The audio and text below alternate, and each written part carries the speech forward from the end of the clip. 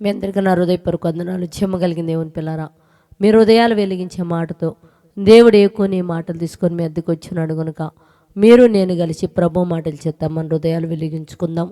మరి ప్రభు మాటల చేత మన హృదయాలు వెలిగించబోయే ముందు రాత్రికాల నుంచి మిమ్మల్ని, మీ కుటుంబాలే, మా మలిన సంఘాన్ని, భూమి మీద ఉన్న ప్రతి బిడ్డని జ్ఞాపకం చేసుకొని ఊపిరిని జీవాన్నిచ్చిన దేవునికి మన ప్రభు అయిన యేసుక్రీస్తు వారి నామములో శిరస్సు వంచి వందనాలు స్తుతులు తెలియచేసుకుంటూ ఈరోజు ఏ మాటల చేత అయితే దేవుడు మన హృదయాలు వెలిగించాలనుకుంటున్నాడో ఒకసారి మనం చూడగలిగితే దేవుని పిల్లరా, యెహోషువ గ్రంథము 3వ అధ్యాయము 5వ వచనంలో రాయబడిన మాట మనం చూడగలిగితే, యెహోవా మీ మధ్యన అద్భుత కార్యములు చేయును అని చెప్తున్నాడు. అంటే జీవమగలిగిన దేవుడు మన మధ్యలో, మన జీవితంలో ఒక అద్భుత కార్యాలు చేస్తారంటున్నాడు.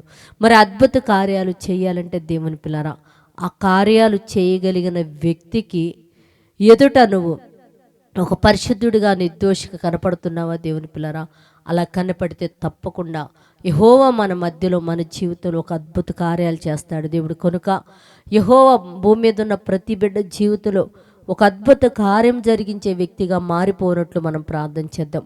పరిశుద్ధుడా, జీవము కలిగిన మా పరలోకపు తండ్రి, నైనా నీ కృప కలిగిన నామానికి వందనాలయ్యా. భూమి మీద ఉన్న నీ పిల్లల తండ్రి, నీ అద్భుతాలు, నీ స్వస్థతలు, నీ మేళ్ళు చూడలేక ఎంతోమంది నైనా ఉన్నారు కనుక అట్టి వారి నా తండ్రి నీ అద్భుత కార్యములు చూసినట్లు ఆ బిడ్డలు పరిశుద్ధపరచబడి నీ వైపు తిరిగే భాగ్యమను గురించి సహాయం చేయమని, నీ అద్భుతాలు కార్యములు చూడగలిగే కనులు, హృదయములు వాళ్ళకు అనుగ్రహించి సహాయం చేయమని మా రక్షకుడు నీ కుమారుడు నేసే పరిశుద్ధ నామములో ప్రార్థన అడుగుతున్నాం తండ్రి. ఆమెను. మీ అందరికీ నా హృదయపూర్వక వందనములు, ధన్యవాదాలు.